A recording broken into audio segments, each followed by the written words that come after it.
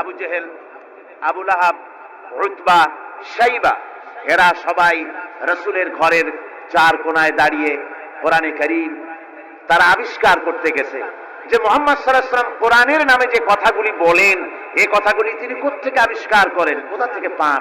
তিনি কি কোনো কবির কাছ থেকে ট্রেনিং নেন? কোথা থেকে এগুলি পান তিনি? তাই জানার জন্য ওরা গিয়ে, আবু জেহেল যে গিয়েছে আবু সুফিয়ান তা জানে না, উতবা যে গিয়েছে শাইবা তা জানে না, একে অপরের অজান্তে ঘরের চার কোনায় দাঁড়িয়ে আছে।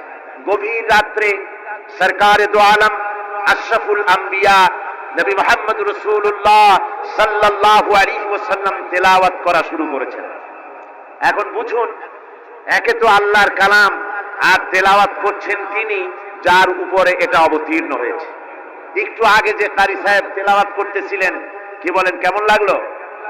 সুবহানাল্লাহ, সুবহানাল্লাহ, মনে হচ্ছিল সারা রাত তেলাওয়াত হোক আর শুনতে থাকি। এখন বুঝুন যে রাসূল নিজে তেলাওয়াত করতেছেন।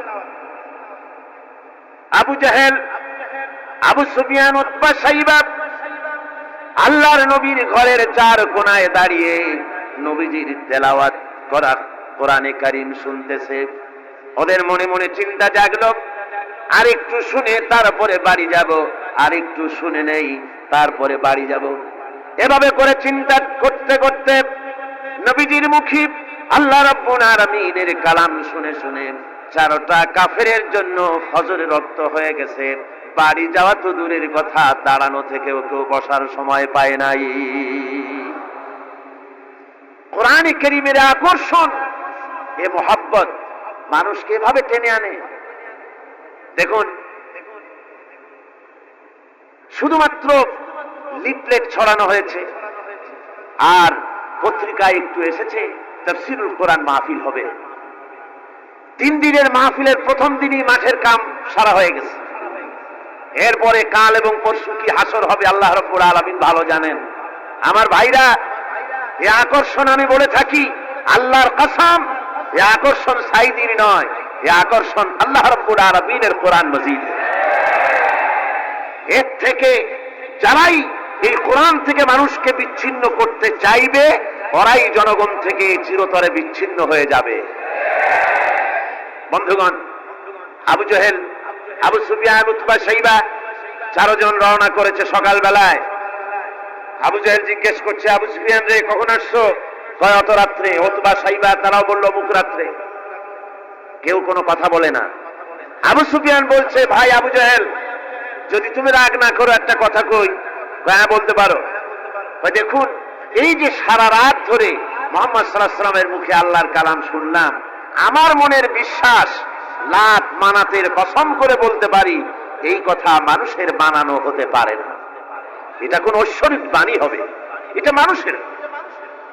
আবু জেহেল বলছে, দেখো ওই কথাটা আমারও, কিন্তু মুশকিল হলো এই, আমরা হলাম লিডার, আমরাই যদি এতে আকৃষ্ট হয়ে পড়ি তাহলে তো আবু বকর, ওমরের মতো আমরাও পাগলামি করে বসবো, আমরা ওই দলে চলে যাব, আমরাও মুসলমান হয়ে যাব। সুতরাং আমি বুঝতে পেরেছি তোমাদের কোরআন শোনার পাগলামিতে ধরেছে, তোমরা আমার হাতে হাত দাও, তওবা পড়ো, এই জায়গায় কোরআন শুনতে আর কোনোদিন আসবে না।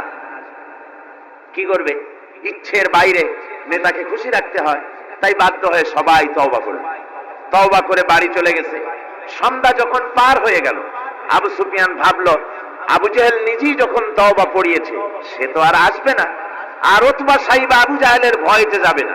আমি আজকে একা একা মুহাম্মদ সাল্লাল্লাহু আলাইহি ওয়াসাল্লামের ঘরের কোনায় গিয়ে প্রাণ ভরে কালামুল্লাহ শুনবো। উতবাও তাই ভেবেছে, শাইবাও তাই ভেবেছে। এদিকে আবু জেহেল মনে মনে ভাবলো, ওরা 3 জনে আমার হাতে তওবা পড়েছে, আমার নেতৃত্বের প্রভাব, আমার ভয়তে ওরা কেউ আসবে না।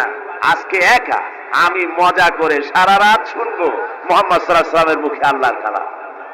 গত রাত্রের মতো আজও সব হাজির হয়ে গেছে ঘরের কোনায়। আসবেই, এটাই তো স্বাভাবিক, আসাটাই স্বাভাবিক। গত বছর কোরআনে কারীমের তাফসীরের মাহফিলে বাধা দিল। একটা পত্রিকায় দেখলাম হরতালও সফল, তাফসীরও সফল। তো আমি দেখলাম যে হেডিংটা তো খুব ভালোই, খবরটা পড়লাম, দেখলাম একটা প্রতিবেদন লিখেছেন যিনি, তিনি লিখলেন যে কোরআন বিরোধীরা তারা হরতালের ডাক দিল। এখন আজকাল পাগলে ডাক দিলেও হরতাল হয়ে যায়, কি তার দামি গাড়িটা রাস্তায় বের করে ভাঙবে। হরতালের ডাক দিয়েছে তো হরতাল হলো, কল কারখানা বন্ধ হয়ে গেল, দোকানপাট বন্ধ হলো। এখন কল কারখানার শ্রমিক আর দোকানপাটের শ্রমিক আর মালিক, সারাদিনে কোনো কাম নাই, সব তাফসিরের মাহফিলে হাজির। কথা বুঝতে শেষ পর্যন্ত এও দেখা গেল, আমার কাছে রিপোর্ট এসেছে, যারা বাধা দিয়েছিল তারা কয় যে কিছু টাকা তো পাই, কাজে কিছু না করলে টাকাটা হালাল হয় কেন। শেষ পর্যন্ত ওরাও চাদর মুড়ি দিয়া তাফসিরের মাহফিলের কোনায় ওরাও দাঁড়ায় গেছে। সুবহানাল্লাহ বিহামদিহি। এটা কোরআনের আকর্ষণ, এর থেকে মানুষকে ছুটানো যায় না, মুসলমানকে এর থেকে বিচ্ছিন্ন করা যায় না। চারো কাফের আজও এসে হাজির হয়েছে রাসূলের চার কোণে, একে অপরের অজান্তে। এরপরে রাত যখন শেষ হয়ে আসে তখন আবু জেহেল মনে করলো আর দাঁড়ানো ঠিক না, আবু সুফিয়ান, উতবা, শাইবা ওরাও মনে করলো আর দাঁড়ানো ঠিক না। তখন অন্ধকারের ভেতর দিয়ে ছুট দিয়েছে যার যার বাড়ির দিকে। এখন অন্ধকারের মধ্যে ছুটতে গিয়ে একজন আর একজনের মধ্যে ঠেলে উঠেছে। আবু জেহেল ঠেলার চোটে ঘাবড়ে গিয়েছে, বলল কে? কয় আমি আবু সুফিয়ান। তুমি কেডা? কয় যে আমি আবু জেহেল। আবু জেহেল বলছে, আবু সুফিয়ান কালকে তুমি আমার হাতে তওবা পড়লে, আজকে আসলে কেন? কয় যে দেখো মাতবাড়ি সব জায়গায় চলে না, তুমি আসলা কেন সেটা কও আগে। চারজন চলতেছে। আবু জেহেল বলল যে শোনো, কোরআনে কারীম শোনা থেকে মানুষকে আমরা বন্ধ করতে পারবো না, আইন পাশ করতে হবে, আইন করে কোরআন শোনার পথকে রুদ্ধ করে দিতে হবে। এরপরে তারা আইন পাশ করলো। কি আইনটা পাশ করলো? আল্লাহ রাব্বুল আলামিন কোরআনে কারীমে ওদের সেই আইনটা, ওরা যেটা পাশ করলো ওইটা কোরআনে কারীমে আল্লাহ কোট করে রাখলেন। যেহেতু আবু জেহেল মরে যাবে, কিন্তু তার নাতিরা তো মরবে না, ওর নাতিরা তো থাকবে কিয়ামত পর্যন্ত, ওর দৌহিত্র, ওর পৌত্র যা কিছু আছে এগুলো বেঁচে থাকবে দীর্ঘদিন। ওরাও যে এই একই আচরণ করবে তা যেন মুসলমানেরা বোঝে, এই জন্য ওদের সেই আইনটা আল্লাহ রাব্বুল আলামিন ওরা বলল কি কোরআন সম্পর্কে, তা কোরআনে কারীমে আল্লাহ কোট করে রাখলেন কি? وقال الذين كفروا لا تسمعوا لهذا القرآن والغوا فيه। আজকে এই প্রথমেই তেলাওয়াত হয়েছে আয়াত। আমার বন্ধুগণ, আল্লাহ পাক কোরআনে কারীমে বলছেন কাফেররা সিদ্ধান্ত নিল লা তাসমাউ লিহাযাল কুরআন, কোরআন শরীফ শোনো না, কোরআন শরীফ কোরআনে কারীম শুনতে যেও না। ওয়ালগাউ ফি, কোরআন তো শুনবেই না, বরং কোরআনের আলোচনা, কোরআন যেখানে আলোচনা হয়, তেলাওয়াত হয়, সেখানে বাধার সৃষ্টি করো, বাধা দাও, ডিস্টার্ব করো, সর্বরকমের বাধার দিয়ে কোরআনে কারীম শোনার পথকে বন্ধ করে দাও। হাজারো প্রচেষ্টা চলল কোরআনে কারীম বন্ধ করে দেওয়ার জন্য, কিন্তু কোরআনে কারীম এটা কি বন্ধ হওয়ার জিনিস? কি বলেন বন্ধ হওয়ার জিনিস? ওরা বলল কি যে যদি ডিস্টার্ব করো, যদি এভাবে বন্ধ করে দিতে পারো তাহলে তোমরা জয়ী হতে পারবে, আর যদি কোরআনের আন্দোলন চলে তাহলে তোমরা জয়ী হতে পারবে না, তোমাদের ক্ষমতা শেষ হয়ে যাবে। আমার ভাইরা, রাসূল পাক সাল্লাল্লাহু আলাইহি ওয়াসাল্লাম হজের মৌসুম এলো, কাবা শরীফের কোনায় বসে তেলাওয়াত করতেছেন। আবু জেহেল করেছে কি, ঘরে বাইরের থেকে যত হাজিরা এসেছে হজ করতে, ওদের তাঁবুতে গিয়ে গিয়ে বলছে শোনো, আমাদের দেশে একটা পাগল, নাম তার মুহাম্মদ, নাউযুবিল্লাহি মিন যালিক, বলছে নাম তার মুহাম্মদ সাল্লাল্লাহু আলাইহি ওয়াসাল্লাম, তাকে জেনে ধরেছে, খবরদার তার কথা শুনতে যাও না, সে একটা পাগল মানুষ, তার কাছেও যাও না, কি বলে তাও শোনো। এখন অবস্থাটা এই হয়েছে, বাইরের থেকে যারা এসেছে তারা তো মুহাম্মদ সাল্লাল্লাহু আলাইহি ওয়াসাল্লামের নাম জানে না। আবু জেহেল নিজে গিয়া ঘরে ঘরে হুজুরের নামটা পরিচয় করায় দিয়ে আসে। এরপরে এই সমস্ত মানুষের একটা কৌতূহল, এই কোন জিনিস সম্পর্কে মানুষকে যদি নিষেধ করা হয় সেই জিনিসটা জানার জন্য, দেখার জন্য মানুষের কিউরিসিটি জাগে বেশি।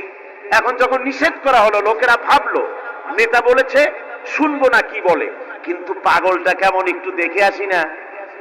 চলে গেছে কাবা শরীফের পাশে, যায়া রাসূল সাল্লাল্লাহু আলাইহি ওয়াসাল্লামের চেহারা মোবারকের দিকে, তার চেহারা আনোয়ারের দিকে যখন এরা তাকিয়েছে, রাসূল পাক সাল্লাল্লাহু আলাইহি ওয়াসাল্লামের চেহারা মোবারকের দিকে তাকিয়ে ওরা বলছে, এই লোকটা কি পাগল হতে পারে? এত সুন্দর চেহারার মানুষ, সে কি কোনোদিন পাগল হতে পারে? নিশ্চয়ই পারে না। রাসূলে পাক সাল্লাল্লাহু আলাইহি ওয়াসাল্লামের চেহারা মোবারক, সুবহানাল্লাহ, মানুষের যদি নজর পড়ে যেত আল্লাহ রসুলের প্রতি, সেই চেহারা থেকে মানুষ চোখ ফিরাতে পারত না। হাদিস শরীফে এসেছে, রসুল যখন ঘেমে যেতেন, ঘামের বিন্দুগুলি যখন গলার উপরে, কপালে, গালের উপরে যখন জমতো, দূরের থেকে এটাকে মুক্তোর দানার মতো বলে মনে হতো। এত সুন্দর চেহারা আল্লাহ রাব্বুল আলামিন তাকে দিয়েছিলেন। ওরা বলল, এই লোক কি কোনোদিন পাগল হতে পারে? আমরা তো পাগল দেখেছি, চুলগুলো থাকে উস্কো খুস্কু, দাড়ি একটা থাকে এদিক আর একটা থাকে ওদিক, দাঁতে থাকে ময়লা, চোখগুলো থাকে উদাস উদাস ভাব, হাতে থাকে নখ, জামা কাপড় ময়লা বিশ্রী, এই তো পাগলের পরিচিতি। আর এত সুন্দর সুবিন্যস্ত শস্যু মণ্ডিত সুন্দর চেহারা, মাথার চুলগুলো এত সুন্দর, এত সুন্দর ভুরু, টানা টানা আঁখি, এত সুন্দর মানুষ আমরা জীবনে কোনোদিন দেখি নাই। এ তো কখনো পাগল হতে পারে না। দেখি না বলে কি, কানের থেকে আঙ্গুল খুলে ফেলেছে। আর অমনি রাসূলে পাক সাল্লাল্লাহু আলাইহি ওয়াসাল্লামের তেলাওয়াত করা কালামে পাক ওদের কানের মধ্য দিয়া ঢুকে কলিজায় স্পর্শ করেছে।